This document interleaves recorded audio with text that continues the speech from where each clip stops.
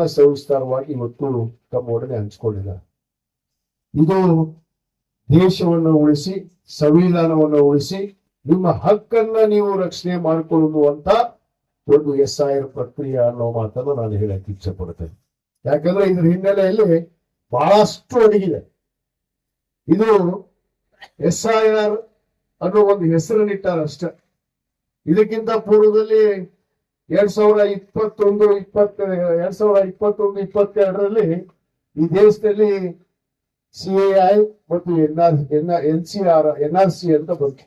ಬಹುತೇಕ ತಾವೆಲ್ಲ ಅದ್ರ ಬಗ್ಗೆ ಅನೇಕ ಜನ ನಾವೆಲ್ಲ ಹೋರಾಟ ಮಾಡಿದ್ವಿ. ಅದರ ತದ್ರೂಪ ಈ ಒಂದು SIR ಅನ್ನೋ ಮಾತನ್ನ ನಾನು ಬಹಳ ಸ್ಪಷ್ಟವಾಗಿ ಈ ಸಂದರ್ಭದಲ್ಲಿ ಹೇಳಕ್ ಇಚ್ಛೆ ಪಡ್ತೇನೆ. ಯಾಕಂದ್ರೆ ಅದರಲ್ಲಿ ಸಾಧನೆ ಮಾಡಕ್ ಆಗ್ಲಿಲ್ಲ ಅವ್ರಿಗೆ. ಯಾಕಂದ್ರೆ CAI ಏನು ಈ ದೇಶದಲ್ಲಿ ಇರುವಂತ ಪ್ರಜೆಗಳು, ಪ್ರಜಾಪ್ರಭುತ್ವ ವ್ಯವಸ್ಥೆಗಳಲ್ಲಿ ನಾವು ಸಾವಿರಾರು ವರ್ಷಗಳಿಂದ ಈ ದೇಶದಲ್ಲಿ ಇರುವಂತ ಇತಿಹಾಸಗಳು ಅಂತವು. ಆದ್ರೆ ನಾವು ಈ ದೇಶದವರೇ ಅಲ್ಲ ಅನ್ನೋದನ್ನ ಅವರು ರುಜು ಮಾಡೋದಕ್ಕೆ ಹಿಂದೆ CIA ಮತ್ತು NRC ಮುಖಾಂತರ ಪ್ರಯತ್ನವನ್ನ ಮಾಡಿದ್ರು. ಅದು ಯಶಸ್ವಿ ಆಗಲಾರದ ಕಾರಣಕ್ಕೆ ಈ ಒಂದು ಹೊಸ SIR ಪ್ರಕ್ರಿಯೆಯನ್ನು ತಂದು ಇವತ್ತೇನು ನಮ್ಮ ನಾಯಕರಾದಂತ ಮಾಜಿ ಮುಖ್ಯಮಂತ್ರಿಗಳಂತ ಸನ್ಮಾನ್ಯ ಸಿದ್ದರಾಮಯ್ಯ ಸಾಹೇಬರು ಹೇಳಿದ್ರಲ್ಲ, ಇವತ್ತು ಏನಪ್ಪ ಶಬ್ದ ಮಾರಣ ಹೋಮವನ್ನ ಇವತ್ತು ಮಾಡಕ್ ಹೊರಟಿದ್ದಾರೆ ಅನ್ನೋ ಮಾತನ್ನ ಇವತ್ತು ಬಹಳ ಸ್ಪಷ್ಟವಾಗಿ ಹೇಳ್ತೀರಿ. ಅದರ ಉದಾಹರಣೆಗಳು ಈಗಾಗಲೇ ಹಲವಾರು ರಾಜ್ಯಗಳಲ್ಲಿ ಆಗಿದೆ. ಉದಾಹರಣೆ ಬಾಂಗ್ಲಾದೇಶ್ ಮತ್ತು ಕೇರಳದಲ್ಲಿ ಮಾಡಿದ್ರು, ಮತ್ತು ನಮ್ಮ UPಯಲ್ಲಿ, ತಮಿಳುನಾಡಲ್ಲಿ, ಆಸಾಮಲ್ಲಿ ಅನೇಕ ಕಡೆ ಆಗಿದೆ ಈಗಾಗಲೇ. ಅದರ ಪ್ರಯತ್ನ ಯಶಸ್ವಿಯನ್ನು ಕೂಡ ಅವ್ರು ಕಂಡಿದ್ದಾರೆ. ಆ ಒಂದು ಪ್ರಕ್ರಿಯೆಯನ್ನು ಇಟ್ಕೊಂಡು ಇವತ್ತು ದಕ್ಷಿಣ ಹೆಬ್ಬಾಗಲಾದ ಕರ್ನಾಟಕವನ್ನು ಒಡೆದ್ರೆ ನಾವು ಇಡೀ ದೇಶವನ್ನೇ ಒಡೆದಂತಾಗತ್ತೆ ಅನ್ನೋ ಒಂದು ಗುರಿಯನ್ನು ಇಟ್ಕೊಂಡು ಇವತ್ತು ಕರ್ನಾಟಕಕ್ಕೆ ಇವತ್ತು ನಾಳೆಯಿಂದನೇ ಪ್ರಾರಂಭ ಆಗ್ತಿರುವಂತ ಈ SIR ಪ್ರಕ್ರಿಯೆ. ಬಹುತೇಕ ಇಲ್ಲಿ ಏನೇನು ಜವಾಬ್ದಾರಿಗಳಿದಾವೆ ನಮ್ಮ BLAಗಳನ್ನೋದು ಇವತ್ತು ಬಹಳಷ್ಟು ಸ್ಪಷ್ಟವಾಗಿ ಹೇಳಿದ್ದಾರೆ. ನಾನು ನೇರವಾಗಿ ಇವತ್ತು ವಿಷಯಕ್ಕೆ ಬರ್ತೀನಿ. ಇದು ಕೇವಲ ಒಬ್ಬ MLAನ ಜವಾಬ್ದಾರಿ ಅಷ್ಟೇ ಅಲ್ಲ, ಇದು ಪ್ರತಿಯೊಬ್ಬ ಪ್ರಜೆಯ ಜವಾಬ್ದಾರಿ ಕೂಡ ಇದೆ. ಯಾಕಂದ್ರೆ ಇವತ್ತು ಪ್ರತಿಯೊಬ್ಬ ಪ್ರಜೆಗಳು ತಮ್ಮ ಹಕ್ಕನ್ನು ಉಳಿಸ್ಕೋಬೇಕಂದ್ರೆ, ಇವತ್ತು ಪವಿತ್ರವಾದ ಸಂವಿಧಾನ ಶಿಲ್ಪಿ ಡಾಕ್ಟರ್ ಬಾಬಾ ಸಾಹೇಬ್ ಅಂಬೇಡ್ಕರ್ ಅವರು ಕೊಟ್ಟಿರುವಂತಹ ಸಂವಿಧಾನದಲ್ಲಿ ನಾವು ಪ್ರಜೆಗಳಾಗಿರ್ಬೇಕಂದ್ರೆ ನಮ್ಮ ಹಕ್ಕಿಗಾಗಿ ನಾವು ಹೋರಾಟವನ್ನ ಮಾಡುವಂತ ಇವತ್ತು ಪರಿಸ್ಥಿತಿ ನಾವು ಬಂದಿದೆ. ಇದು ಮತ್ತೊಂದು ಸ್ವಾತಂತ್ರ್ಯ ಚಳವಳಿನೇ ಅನ್ಕೊಡ್ರಿ. ಇದು ಕೇವಲ ಇವತ್ತು ಹಿಂದೆ ನಮ್ಮ ಹಿರಿಯರು, ಪೂರ್ವಜರು, ದಿಗ್ಗಜರು ಈ ಸ್ವಾತಂತ್ರ್ಯ ಚಳವಳಿಯನ್ನ ತ್ಯಾಗ, ಅಹಿಂಸೆ ಮತ್ತು ಬಲಿದಾನದಿಂದ ಇವತ್ತು ಈ ದೇಶದ ಸ್ವಾತಂತ್ರ್ಯವನ್ನು ತಂದುಕೊಟ್ರು. ಆ ಸ್ವಾತಂತ್ರ್ಯಕ್ಕೆ ಧಕ್ಕೆ ತಂದು ಏನಿವತ್ತು ಹಿಟ್ಲರ್ ರಾಜಕೀಯನ್ನ ಆಡಳಿತವನ್ನ ಈ ದೇಶದಲ್ಲಿ ನಡೆಸಬೇಕು ಅಂತೇಳಿ ಇವತ್ತೇನು ದೇವರ ಪುಣ್ಯದಿಂದ ಬಹುತೇಕ ಅವ್ರಿಗೆ ಸ್ಪಷ್ಟ ಬಹುಮತ ಬರಲಿಲ್ಲ ಈ ದೇಶದಲ್ಲಿ. ಸ್ಪಷ್ಟ ಬಹುಮತ ಏನಾದ್ರೂ ಬಂದಿದ್ರ ಈ ದೇಶದ ಸಂವಿಧಾನ ಇರ್ತಿದ್ದಿಲ್ಲ. ನಮಗೆ ನಿಮಗೆ ನೀಡಿರುವಂತ ಏನು ಫಂಡಮೆಂಟಲ್ ರೈಟ್ಸ್ ಅಂತ ಹೇಳ್ತೀವಿ, ನಮ್ಮ ಮೂಲಭೂತ ಹಕ್ಕುಗಳನ್ನ ಕಸಿದುಕೊಳ್ಳುವಂತ ಕೆಲಸ ಇವತ್ತು ಈ ದೇಶದಲ್ಲಿ ನಡೀತಾ ಇದೆ. ಆದ ಕಾರಣ ನಾವು ಎಚ್ಚೆತ್ತುಕೊಂಡು ಈ SIR ಪ್ರಕ್ರಿಯೆ ಒಂದು ತಿಂಗಳವರೆಗೂ ನಡೀತಾ ಇದೆ. ನಾಳೆ 29, ಇವತ್ತು 30ರಿಂದ ನಾಳಿಂದ ನಿಮ್ಮ ಮನೆಗೆ ಇವತ್ತು BLOಗಳು ಬರ್ತಾರೆ. BLO ಇವತ್ತು ಅವ್ರು ನಿಮ್ಮ ಮನೆಗೆ ಬರ್ತಾರೆ. 3 ಸಾರಿ ಬರ್ತಾರೆ. ಈಗಾಗಲೇ ಹೇಳಿದ 3 ಸಾರಿ ಬರ್ತಾರೆ. ಆ 3 ಸಾರಿ ಬಂದಂತ ಅವಧಿಯಲ್ಲಿ ನೀವು ಎನ್ಯುಮರೇಷನ್ ಫಾರ್ಮ್ ಅನ್ನ ಫಿಲ್ಅಪ್ ಮಾಡಿ ಈಗಾಗಲೇ ನಿಮಗೆ ಮಾಹಿತಿ ಒದಗಿಸಿದ್ದಾರೆ. ಇದಕ್ಕೆ ನಾವು ವಿಶೇಷ ಒಂದು ಸಂಪರ್ಕವನ್ನ ಕೇಂದ್ರವನ್ನು ಕೂಡ ತೆಗೆದುಕೊಡ್ತೀವಿ ನಿಮಗೆ. ಇವತ್ತು ಅದರ ಜೊತೆಗೆ ನಾವು ಒಂದು ಕಮಿಟಿಯನ್ನು ಕೂಡ ನಮ್ಮ ಶರಣಪ್ಪಣ್ಣ ಅಂಬ್ಯಾಳ್ ಅವರು ಹೇಳಿದ ಹಾಗೆ ಹಿರಿಯರ ಒಂದು ತಜ್ಞರ ಒಂದು ಸಮಿತಿಯನ್ನು ಕೂಡ ರಚಿಸ್ತೀವಿ. ಹುನಗುಂದ ತಾಲೂಕಕ್ಕೆ ಒಂದು 10 ಜನ, ಇಳಕಲ್ ತಾಲೂಕಕ್ಕೆ 10 ಜನ. ಆ 10 ಜನ ನಮ್ಮ ಬ್ಲಾಕ್ ಕಾಂಗ್ರೆಸ್ ಅಧ್ಯಕ್ಷರು ಕೂಡ ಇರ್ತಾರೆ. ನಮ್ಮ ಅನೇಕ ಪದಾಧಿಕಾರಿಗಳು ಇರ್ತಾರೆ. ಅದು ಯುವ ಕಾಂಗ್ರೆಸ್ ಇರ್ಬೋದು, ವಿದ್ಯಾರ್ಥಿ ಕಾಂಗ್ರೆಸ್ ಇರ್ಬೋದು, ಮತ್ತು ಮಹಿಳಾ ಕಾಂಗ್ರೆಸ್ ಇರ್ಬೋದು. ಈ ಎಲ್ಲ ಪದಾಧಿಕಾರಿಗಳು ಒಳಗೊಂಡ ಒಂದು ಕಮಿಟಿ ಇರುತ್ತೆ. ಆ ಕಮಿಟಿಯವರಿಗೆ ನೀವು ಏನೇ ಸಂಪರ್ಕ ಮಾಡಿದಾಗ ನಿಮ್ಗೆ ಏನಾದ್ರು ಕುಂದುಕೊರತೆ ಆದಂತ ಸಂದರ್ಭದಲ್ಲಿ ಅಥವಾ BLO ಸ್ಪಂದಿಸದೇ ಇದ್ದಂತ ಸಂದರ್ಭದಲ್ಲಿ ನೀವು ನಮ್ಮ ಸಮಿತಿಯವರಿಗೆ ನಿಮ್ಮ ಅಹವಾಲುಗಳನ್ನು ಹೇಳಿದ್ರೆ ಅದರ ತಕ್ಷಣವೇ ಪರಿಹಾರ ಕಂಡುಕೊಂಡು ನಾವು ಅದಕ್ಕೆ ಪರಿಹಾರವನ್ನು ಕಂಡುಹಿಡಿಸುವಂತ ಕೆಲಸ ನಾವು ಖಂಡಿತವಾಗಿ ಮಾಡ್ತೀವಿ. ಆದ್ರೆ ಈ 1 ತಿಂಗಳ ಮಾತ್ರ ನಾವೆಲ್ಲರೂ, ನಾನು ಹಿಡ್ಕೊಂಡೆ, ನಾನು ಈ ದೇಶದ ಪ್ರಜೆನೇ, ನೀವೇನ್ ಪ್ರಜೆ, ನಾನು ಇಲ್ಲಿ ನಿಮಗೆ ಪ್ರತಿನಿಧಿಯಾಗಿ ನಿಂತಿದ್ದೀನಿ ಅಷ್ಟೇ. ನಿಮ್ಮ ಆಶೀರ್ವಾದ ಹೇಳಿದ್ದಲ್ಲ, ನೀವು ಮಾಡಿದಂತ MLA, ಇವತ್ತು BLA ಮಾಡಿದಂತ MLA ನಾನು ವಿಜಯಾನಂದ ಕಾಶ್ಯಪ್ನವರನ್ನೋ ಮಾತನ್ನ ಬಹಳ ಹೆಮ್ಮೆಯಿಂದ ನಾನು ಹೇಳಕ್ ಇಚ್ಛೆ ಪಡ್ತೇನೆ. ಅದಕ್ಕೆ ಇವತ್ತು ತಮ್ಮ ಹಕ್ಕುಗಳನ್ನು ಕೂಡ ಮುಂಬರುವಂತ ನಮ್ಮ ಜಿಲ್ಲಾ ಪಂಚಾಯತ್ ಇರ್ಬೋದು, ತಾಲೂಕ್ ಪಂಚಾಯತ್ ಇರ್ಬೋದು, ಗ್ರಾಮ ಪಂಚಾಯತಿ ಚುನಾವಣೆ ಇರ್ಬೋದು, ಮತ್ತು ನಗರಸಭೆ ಪುರಸಭೆ ಕೂಡ ಚುನಾವಣೆ ಕೂಡ ಬರ್ತಾವ. ಅದರಲ್ಲಿ ಮತದಾನದ ಹಕ್ಕನ್ನು ನಾವು ಉಳಿಸ್ಕೋಬೇಕಂದ್ರೆ ಇಲ್ಲಿ SIR ವಿರುದ್ಧ ನಾವು ಹೋರಾಟವನ್ನು ಮಾಡದೇ ಇದ್ರೆ ನಮ್ಮ ಹಕ್ಕುಗಳೇ ಹೋಗ್ತಾವ. ಅದನ್ನ ನಾವು ಇಟ್ಕೊಡ್ರಿ. ಯಾಕಂದ್ರೆ ಕೇವಲ ಹಕ್ಕು ಹೋಗೋದಷ್ಟೇ ಅಲ್ಲ, ಎರಡು ಪರಿಗಣನೆಯನ್ನ ಮಾಡಿದ್ದಾರೆ ಈ ದೇಶದಲ್ಲಿ. ಏನ್ ಇವತ್ತು ನೀವು ಯಾರಾದ್ರೂ ಅದಕ್ಕೆ ಹೋಗ್ಲಿ ಬಿಡು ಅಂತೇಳಿ ಯಾರಾದ್ರೂ ನಿರ್ಲಕ್ಷ್ಯತೆಯನ್ನು ತೋರಿ ಏನಾದ್ರು ಬಿಟ್ರೆ ನಾಳೆ ಈ ದೇಶದ ನೀವು ಸಿಟಿಜನ್ಶಿಪ್ ಅನ್ನೇ ಕಳ್ಕೋತೀರಿ, ಮೂಲತಃ ಹಕ್ಕನ್ನ ಕಳ್ಕೋತೀರಿ. ಇವತ್ತು ನಿಮ್ಗೆ ಆಧಾರ್ನ ಲಿಂಕ್ ಮಾಡಕ್ ಬಿಡ್ತಾ ಇಲ್ಲ ಅವರು. ನಿಮ್ ಪಾಸ್ಪೋರ್ಟ್, ಉದಾಹರಣೆಗೆ ಪಾಸ್ಪೋರ್ಟ್ ಆಗ್ಬೇಕಂದ್ರೆ ಎಷ್ಟು ಕಷ್ಟಪಡ್ತೀವಿ, ಎಷ್ಟೆಲ್ಲ ದಾಖಲೆಗಳನ್ನ ಒದಗಿಸಿ ನಾವು ಪಾಸ್ಪೋರ್ಟ್ ಅನ್ನು ಪಡ್ಕೊಳ್ತೀವಿ. ಆ ಪಾಸ್ಪೋರ್ಟ್ ಅನ್ನು ಕೂಡ ಪರಿಗಣಿಸ್ತಾ ಇಲ್ಲ. ಯಾಕಂದ್ರೆ ಸರಳವಾಗಿ ಕಿತ್ತೊಡೆಯೋದಕ್ಕೆ ಹಾದಿಗಳು ಯಾವ್ಯಾವ ಅವನ್ನೆಲ್ಲವನ್ನು ಹುಡುಕಿದಾರ ಅವರು. ಯಾವ ರೀತಿ ನಿಮ್ಮನ್ನು ಡಿಲಿಷನ್ ಮಾಡ್ಬೇಕು. ಉದಾಹರಣೆಗೆ ವೆಸ್ಟ್ ಬೆಂಗಾಲ್ದಲ್ಲಿ ಸುಮಾರು 91 ಲಕ್ಷ ಮತದಾರರನ್ನ ಇವತ್ತು ಡಿಲೀಟ್ ಮಾಡ್ಯಾರ, ಅವ್ರು ಪಡೆದಾಡ್ತಾ ಇದಾರ. ಇಲ್ಲಿ ಉದಾಹರಣೆಗೆ ನನ್ನ ಫಾರ್ಮ್ ಹೌಸ್ ಅಲ್ಲೇ ಕೆಲ್ಸಕ್ಕೆ ಬಂದಿದ್ರು ಬೆಂಗಾಲೂರು, ಉದಾಹರಣೆ ಹೇಳ್ತೀನಿ ನಾನು. ಕೆಲ್ಸಕ್ಕೆ ಬಂದಿದ್ರು ಪಾಪ ಅವ್ರು ಬಂದವರು ಮತದಾನಕ್ಕ 3 ದಿವಸ ಮುಂಚೆನೆ ಓಡೋದ್ರು. ಯಾಕೋ ಇಷ್ಟು ಅರ್ಜೆಂಟ್ ಮತದಾನಕ್ಕೆ ಹೋಗ್ತೀರಿ ನೀವು? ಕೇವಲ 10 ಮಂದಿ ಇದ್ರು ಅವರು. ಸರ್, ಇದ್ರೊಳಗೆ ಏನು ನಾವು ಓಟ್ ಹಾಕ್ಲಿಲ್ಲ ಅಂದ್ರೆ ಅಲ್ಲಿ ಹೋಗಿ ನಮ್ಮ ಮತದಾನದ ಹಕ್ಕನ್ನು ನಾವು ಚಲಾಯಿಸಲಿಲ್ಲ ಅಂದ್ರ ಈ ದೇಶದ ಪ್ರಜಾಪ್ರಭುತ್ವ ವ್ಯವಸ್ಥೆ ಅವರು ಸಿಟಿಜನ್ಶಿಪ್ ಅನ್ನ ಇವತ್ತು ರದ್ದು ಮಾಡುವಂತ ಕೆಲಸ ಇವತ್ತು ಆಗಿದೆ ಈ ದೇಶದಲ್ಲಿ. ಇವತ್ತು 91 ಲಕ್ಷ ಜನ ಇವತ್ತು ಭಾರತೀಯರ ಹೌದು ಅನ್ನೋ ಪ್ರಶ್ನೆ ಆಗಿದೆ. ಅವ್ರು ನಿರ್ಗತಿಕರು, ಅವ್ರಿಗೆ ಮತದಾನ ಹಾಕಿಲ್ಲ.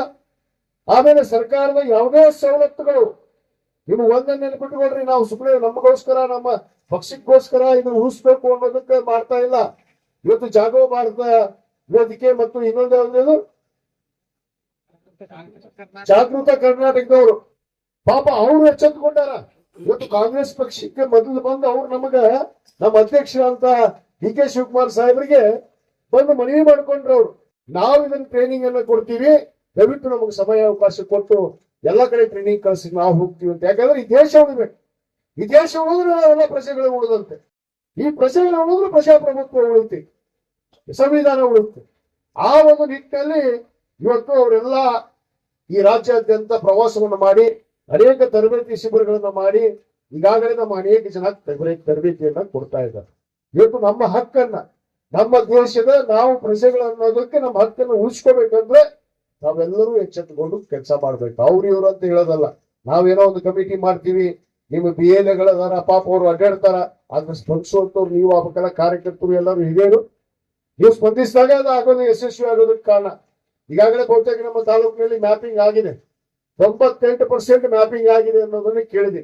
ಮ್ಯಾಪಿಂಗಿಗೆ ನಿಮಗೆ ಸಂಬಂಧವಿಲ್ಲ, ಇದು ಸರ್ಕಾರಿ ಅಧಿಕಾರಿಗಳು ಮಾಡುವಂತ ಕೆಲಸ. ಏನು ಮ್ಯಾಪಿಂಗ್ ಅನ್ನ, ಎಷ್ಟು ಮತದಾರ ಇದ್ರು ಇಲ್ಲ ಅನ್ನೋದನ್ನ ಅವ್ರು ಮತದಾರ ಪಟ್ಟಿ 2002ರ ಮತದಾರ ಪಟ್ಟಿ ಮತ್ತು 2025ರ ಮತದಾರ ಪಟ್ಟಿಯನ್ನು ಇಟ್ಕೊಂಡು ಅವ್ರು ಮ್ಯಾಪಿಂಗ್ ಅನ್ನು ಮಾಡಿರ್ತಾರೆ.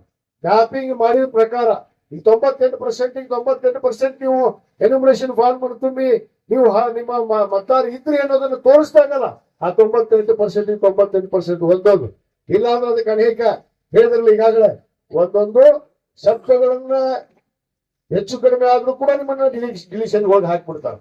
ಅದಕ್ಕೆ ಈಗಾಗಲೇ 30/6/2026 29/7/2026 ಈ ಪ್ರಕ್ರಿಯೆ ನಡೀತು. ನಾಳೆಯಿಂದ 30ರಿಂದ. ಆಮೇಲೆ ರಿಸರ್ವೇಶನ್ ಆಫ್ ಪೋಲಿಂಗ್ ಸ್ಟೇಷನ್ಸ್ 29/7 ನಾಳೆ ಅದೆಲ್ಲ ಆಗಿದೆ, ಈಗಾಗಲೇ ಮಾಡಿದ್ದಾರೆ. ಈಗ ಡ್ರಾಫ್ಟ್ ಪಬ್ಲಿಕೇಶನ್ ಮಾಡ್ತಾರೆ ಇವರು. ಏನು ಅಧಿಕೃತವಾಗಿ ಒಂದು ಕರಡು ಮತದಾರ ಪಟ್ಟಿಯನ್ನ ಅವ್ರು ಬಿಡುಗಡೆ ಮಾಡ್ತಾರೆ. ಯಾವಾಗ 5/8/2026 ಇದಾದ್ಮೇಲೆ ನಿಮ್ಮ ಅಬ್ಜೆಕ್ಷನ್ ಫೈಲ್ ಮಾಡ್ಬೋದು. ಎಷ್ಟನೇ ತಾರೀಕಿಗೆ? 5/8/2026 4/9/2026 ನೀವು ನಿಮ್ಮ ಅಬ್ಜೆಕ್ಷನ್ ಫೈಲ್ ಮಾಡಬಹುದು. ಯಾವ ಹೆಸರು ತಿದ್ದುಪಡಿ ಇರ್ಬೋದು. 1 ತಿಂಗಳ ಅವಕಾಶ ಇರುತ್ತೆ. 1 ತಿಂಗಳ ಆ ಅವಕಾಶನ ಕೊಡೋದು ಬೇಡ ನಾವು ಅಂತ ನನ್ನ ಉದ್ದೇಶ. ಆ ಅವಕಾಶ ಕೊಡಕ್ ಹೋಗ್ಬೇಡ್ರಿ. ತಿದ್ದುಪಡಿಗೆ ನೀವು ಮನಸ್ಸು ಮಾಡಿದ್ರೆ ಒಂದು ಸ್ಪೆಲ್ಲಿಂಗ್ ಮಿಸ್ಟೇಕ್ ಆಗಲ್ಲ ಅಂತ ನೀವು ಕರೆಕ್ಟ್ ಆಗಿ ನಿಮ್ಮ BLAಗಳು ನೀವೆಲ್ಲರೂ ಸೇರ್ಕೊಂಡು ಹಿರಿಯರು ಸೇರ್ಕೊಂಡು ಊರಾಗಿನ ಎಲ್ಲ ನಮ್ಮ ಕಾರ್ಯಕರ್ತರು ಸೇರ್ಕೊಂಡು ಮಾಡಿದ್ರೆ ಒಂದು ಶಬ್ದ ತಾವು ತಪ್ಪಾಗಿಲ್ಲ ಅಂದ್ರೆ ನಿಮ್ಮದು ಮತ್ತೊಂದು ತಿದ್ದುಪಡಿ ಅನ್ನೋದು ಬರುದಿಲ್ಲ. ಯಾಕಂದ್ರೆ ಈ ತಿದ್ದುಪಡಿಯಲ್ಲೇ ಗೊಂದಲ ಮಾಡುವಂತದ್ದು ಸಾಧ್ಯತೆಗಳು ಬಹಳ ಅದಾವ. ಅದಕ್ಕೆ ಈ 5/8/2026 4/9/2026 ಈ ಒಂದು ನಿಮ್ಮ ಏನೇ ಒಂದು ಸಂಕೋಚ ಇರ್ಬೋದು ಅಥವಾ ಅಬ್ಜೆಕ್ಷನ್ಸ್ ಇರ್ಬೋದು, ಇದರಲ್ಲಿ ನೀವು ಬರ್ಕೊಡ್ಬೋದು. ಮತ್ತು ಫೈನಲ್ ನೋಟಿಫಿಕೇಶನ್, ಇದು notification phase disposal of claims and objection 5/8/2026 3/10/2026 ಇದನ್ನ ಫೈನಲ್ ಮಾಡ್ತಾರಲ್ಲ ಬರುತ್ತೆ ಈ ಡೇಟ್ನಾಗ. ಆಮೇಲೆ ಫೈನಲ್ ಪಬ್ಲಿಕೇಶನ್ ಮಾಡೋದು 7/10/2026. ಇವತ್ತು ಎಷ್ಟೋ ನಾವು 7ನೇ ತಿಂಗಳದಾಗ ಚಲೋ ಹೋಗ್ತೀವಿ.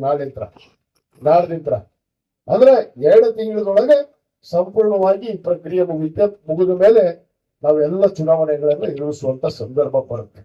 ಬಹುತೇಕ ನೀವು ಇದನ್ನ ಬಹಳ ಗಂಭೀರವಾಗಿ ತೆಗೆದುಕೊಳ್ಳದೆ ಇದ್ರೆ ಮುಂಬರುವಂತ ನಾವು ಎಲ್ಲ ಚುನಾವಣೆಗಳಿಗೂ ಕೂಡ ಕಷ್ಟವನ್ನು ಅನುಭವಿಸ್ಬೇಕಾಗತ್ತೆ. ಅದು ಒಂದು ತಲೆಯಲ್ಲಿ ಇರ್ಲಿ ತಗೊಂಡು, ಅದು ಗ್ರಾಮ ಪಂಚಾಯತಿ ಆಗಿರ್ಬೋದು, ತಾಲೂಕ್ ಪಂಚಾಯತ್, ಜಿಲ್ಲಾ ಪಂಚಾಯತ್, ನಗರಸಭೆ, ಪುರಸಭೆ, ಪಟ್ಟಣ ಪಂಚಾಯತ್, ಈ ಎಲ್ಲ ಚುನಾವಣೆಗಳಿಗೂ ಕೂಡ ನಾವು ಎಚ್ಚೆತ್ತುಕೊಂಡು ಈ ಒಂದು SIR ಅನ್ನ ಎದುರಿಸಬೇಕು. ಇದರಿಗಾಗಲೇ ನಮ್ಮ ನಾಯಕರಂತ ಸನ್ಮಾನ್ಯ ಸಿದ್ದರಾಮಯ್ಯ ಸಾಹೇಬರು ಮತ್ತು ನಮ್ಮ ಹಿಂದಿನ ಅಧ್ಯಕ್ಷರು, ಹಿಂದಿನ ಮುಖ್ಯಮಂತ್ರಿಗಳಾದ ಸನ್ಮಾನ್ಯ DK ಶಿವಕುಮಾರ್ ಸಾಹೇಬರು ಮತ್ತು ನಮ್ಮ AICC ಎಲ್ಲ ಪ್ರಧಾನ ಕಾರ್ಯದರ್ಶಿಗಳು ಈಗಾಗಲೇ ವಿಶೇಷ ಸಭೆಯನ್ನು ಕೂಡ ನಮಗೆ ಕರೆದು ಮಾಡಿ ನಮಗೂ ಕೂಡ ಇದರ ಮಾಹಿತಿಯನ್ನ ಒದಗಿಸಿದ್ದಾರೆ. ಈ ಮಾಹಿತಿಯನ್ನು ನಾವು ಪ್ರತಿ ಬೂತ್ ಮಟ್ಟದಲ್ಲಿ ಕೂಡ ಇದನ್ನು ತಲುಪಿಸುವಂತ ಕೆಲಸ ಮಾಡಿದೀವಿ. ಇದ್ರ ಜೊತೆಗೆ ನಿಮ್ ಜೊತೆಗೆ ನಾವು ಇರ್ತೀವಿ. ಏನೇ ಸಂದೇಹ ಇದ್ರು ಕೂಡ ಯಾವುದೇ ಸಂದರ್ಭದಲ್ಲಿ ಕೂಡ ನೀವು ಫೋನ್ ಕರೆಯನ್ನ ಮಾಡೋದು ಬಿಡಬೇಡ್ರಿ. ಯಾಕಂದ್ರೆ ಮರ್ತು ಬಿಟ್ಟು ಏನ್ ಬಿಡ್ರಿ ನೀವು ಬಿಸಿ ಇರ್ತೀರಿ, ನಾವು ಬಿಟ್ಟು ಬಿಟ್ಟಿವಿ ಅಂತ ಹೇಳುವಂತದ್ದು ಆಗ್ಬಾರ್ದು. ಯಾರು ಬಿಸಿ ಇಲ್ಲ. ಈ ಕೆಲಸಕ್ಕೆ ನಮ್ ಶಾಣಪ್ಪನ ಅಮ್ದಾಳ ಹೇಳಿದ್ರಲ್ಲ, ನಾವು ಹಗಲು ರಾತ್ರಿ ನಿಮ್ ಜೊತೆಗೆ ನಿಂತು ನಿಮ್ ಹಕ್ಕನ್ನ ಉಳಿಸ್ಕೊಡುವಂತ ಪ್ರಾಮಾಣಿಕ ಪ್ರಯತ್ನವನ್ನ ನಾವು ಪ್ರಾಮಾಣಿಕವಾಗಿ ಮಾಡ್ತೀವಿ. ಆದ್ರೆ ಅದನ್ನ ಉಳಿಸ್ಕೊಡುವಂತ ಕೆಲಸ ತಮ್ಮಿಂದ ಕೂಡ ಆಗ್ಬೇಕು. ಆದಾಗ ಮಾತ್ರ ಯಶಸ್ವಿ ಆಗೋದಕ್ಕೆ ಸಾಧ್ಯ. ಹೇಳ್ರಿ ನೀವು. ಒಂದೇ ಸೆಕೆಂಡ್ ಸರ್, ಅದು ಇಂಗ್ಲಿಷ್ ಶಬ್ದ ಹೇಳ್ತೀರಿ ಸರ್, ಕನ್ನಡದಾಗ ನಾವು ತುಂಬಾಕ ಸಾಧ್ಯತೆ ಐತೆ ಇಲ್ಲ. ಯಾವುದು ಈ ಫಾರ್ಮಿನಾಗ ಕನ್ನಡದಾಗ ಐತಿ. ಅದಕ್ಕಾಗಿ ಕೇಳಿದ್ವಿ. ಕನ್ನಡ ಏನು ಬಂದಿಲ್ಲ, ಬರೀ ಇಂಗ್ಲಿಷ್ ಶಬ್ದನ ಅಷ್ಟ ಬಂದೈತೆ. ಅದಕ್ಕ ಕನ್ನಡ ಕನ್ನಡದಾಗ ಐತಿ. ಅವ್ರು ಹೇಳಿದ್ದೇನು ಇಂಗ್ಲಿಷ್ ಅಂತ ಹೇಳ್ಯಾರ. ಇದು ಎಲಿಮಿನೇಷನ್ ಫಾರ್ಮ್ ಕನ್ನಡದಾಗ ಐತಿ. ಕನ್ನಡದಾಗ ಐತಿ. ನೋಡಕ್ ಒಂದ್ ಜಾಗನಾಗ ನಿಮ್ಗೆ ಈಗಾಗಲೇ ಕೊಟ್ಟಿವಿ. ನಾವು ಅಧ್ಯಕ್ಷಕ್ಕಾಗಿ ಕೊಟ್ಟಿವಿ ಈಗಾಗಲೇ. ಕನ್ನಡದಾಗ ಐತಿ. ಕನ್ನಡದಾಗ ಇಂಗ್ಲಿಷ್ ಅವ್ರು ಮಾಡ್ಕೋತಾರ್ರಿ. ನೀವು ಈ ಪ್ರತಿಯನ್ನು 2 ಕೊಟ್ಟಿರ್ತಾರೆ ನಿಮ್ಗೆ ಎನಾಮಿನೇಷನ್ ಫಾರ್ಮ್. ಒಂದು BLO ಕಡೆ ಕೊಡಬೇಕು ತುಂಬಿ, ಅದಕ್ಕೆ ಒಂದು ಇನ್ನೊಂದು ಕಾಪಿ ಏನಿರುತ್ತಲ್ಲ ಅದನ್ನ ಸೇಮ್ ತುಂಬಿ ಅವ್ರ ಕಡೆ ರಿಸೀವ್ಡ್ ಹಾಕ್ಸ್ಕೋಬೇಕು. ನೀವು ಇಂಗ್ಲಿಷ್ ಕನ್ನಡದಾಗಿರ್ತಾವ, ಕನ್ನಡದಾಗಿರ್ತಾವ, ಎಲ್ಲಿ ಇಂಗ್ಲಿಷ್ ಆಗಿರ್ತಾವ, ಕನ್ನಡದಾಗಿರ್ತಾವ. ಯಾರು ಕನ್ಫ್ಯೂಸ್ ಆಗ್ಬೇಡ್ರಿ ಮತ್ತೆ ಇಂಗ್ಲಿಷ್ ಕನ್ನಡ ಅಂತೇಳಿ.